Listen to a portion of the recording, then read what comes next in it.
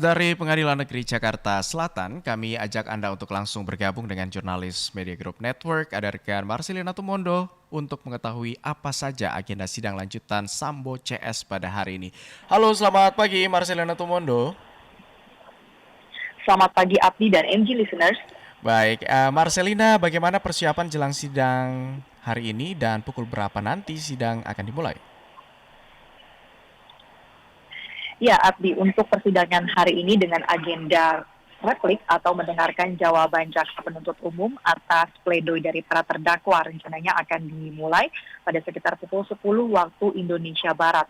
Dan saat ini sejumlah persiapan pun terus dilakukan baik dari sisi ruangan persidangan ini dipersiapkan agar nantinya persidangan dapat digelar secara terbuka termasuk juga dapat disiarkan secara langsung untuk bisa disaksikan oleh publik secara luas. Dan selain itu kami juga melihat dari pihak JPU ataupun penasihat hukum sampai dengan saat ini belum ada yang hadir, tetapi tentu diharapkan seluruh pihak yang nanti akan mengikuti persidangan ini akan hadir tepat waktu untuk nantinya bisa segera dimulai sidang dengan agenda mendengarkan replik dari jaksa penuntut umum. Kedua terdakwa, baik itu Putri Chandrawati atau Richard Eliezer, hari ini juga rencananya akan dihadirkan secara langsung dari tahanan mereka masing-masing. Dan selama nanti mendengarkan replik dari jaksa juga akan didampingi oleh pihak tim kuasa hukum. Sebelumnya, dua terdakwa ini, Putri maupun Richard, juga sudah menyampaikan pledoi atau nota pembelaan mereka pada pekan lalu yang mana menyebutkan sejumlah pembelaan mereka terkait dengan tuntutan yang sudah disampaikan oleh jaksa. Jaksa penuntut umum menjatuhkan tuntutan kepada Putri Chandrawati selama 8 tahun penjara, sementara pada Richard Eliezer dijatuhkan tuntutan selama 12 tahun penjara.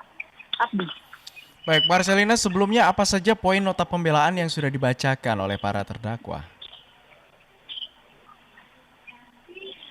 Ya, dalam persidangan pledoi yang pertama ini dari pihak Putri Chandrawati yang membacakan pledoinya secara pribadi maupun dari pihak tim kuasa hukumnya, di mana Putri memberikan judul bagi pledoinya adalah "Jika Tuhan mengizinkan saya ingin kembali memeluk putra-putri kami". Pledoi dari Putri Chandrawati ini dibacakannya dan ia mengungkapkan bahwa dirinya adalah seorang korban dari kekerasan seksual serta pengancaman dan penganiayaan dari korban Brigadir Yosua. Kemudian Putri juga mengklaim bahwa dirinya tidak pernah memikirkan, merencanakan atau berniat membunuh Brigadir Yosua dalam serangkaian tuntutan ataupun dakwaan yang sudah dibacakan oleh jaksa. Lalu Putri juga menyebut bahwa tuduhan perselingkuhan yang disimpulkan oleh pihak jaksa, perselingkuhan antara Putri dan Yosua ini adalah sebagai fitnah keji dan fitnah yang tidak masuk di akal.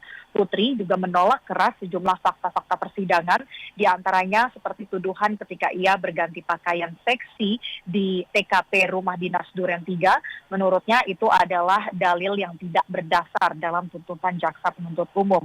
Dan Putri juga dalam pledoinya ini mengungkapkan beberapa latar belakang keluarga, nilai-nilai yang sudah ia pegang semasa hidupnya, bahkan juga pengabdian Putri Chandrawati sebagai seorang anggota Bayangkari, di mana dalam perjalanannya mendampingi Ferdy Sambo bertugas, ia juga sempat mengemban sejumlah jabatan yang cukup strategis, dan itu dibacakan oleh Putri dengan harapan tentu dapat meringankan hukuman atau vonis yang nanti akan dijatuhkan oleh majelis hakim.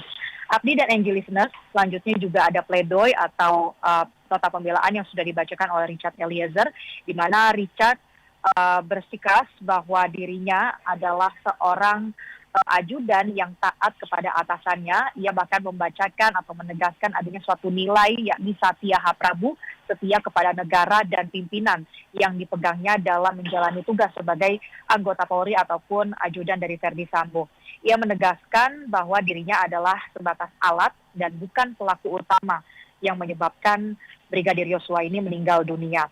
Dan Richard Eliezer juga memohon kepada majelis hakim agar ia bisa lepas dari tuntutannya karena terdapat ada sejumlah alasan penghapus pidana sebagaimana yang juga dibacakan oleh pihak pengacara dari Richard Eliezer.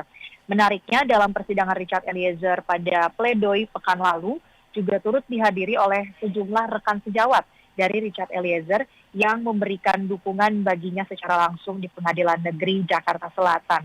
Untuk hari ini dari pledoi-pledoi yang sudah dibacakan pekan lalu, jawaban yang tentu akan kita nantikan dari jaksa adalah apakah jaksa akan meminta hakim untuk menolak secara keseluruhan pledoi atau pembelaan dari terdakwa, atau jaksa mungkin memiliki beberapa pertimbangan lainnya yang bisa menjadi catatan bagi majelis hakim dalam menjatuhkan vonis nantinya.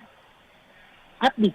Baik, Marcelina, lantas bagaimana dengan terdakwa lainnya? Bisakah Anda ulas sekilas kembali apa tanggapan jaksa atas pledoi Verdi Sambo, Kuat Ma'ruf, dan juga Ricky Rizal?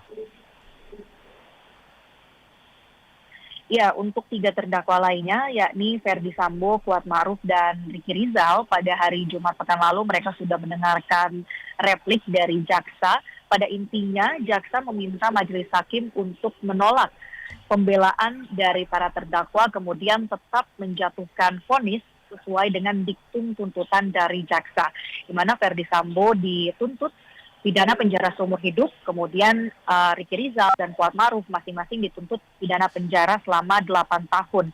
Jaksa menilai bahwa poin-poin pembelaan ketiga terdakwa ini tidak berdasarkan fakta dan tetap pada pendirian tuntutan jaksa, yakni ketiganya ini terlibat dalam perencanaan pembunuhan Brigadir Yosua.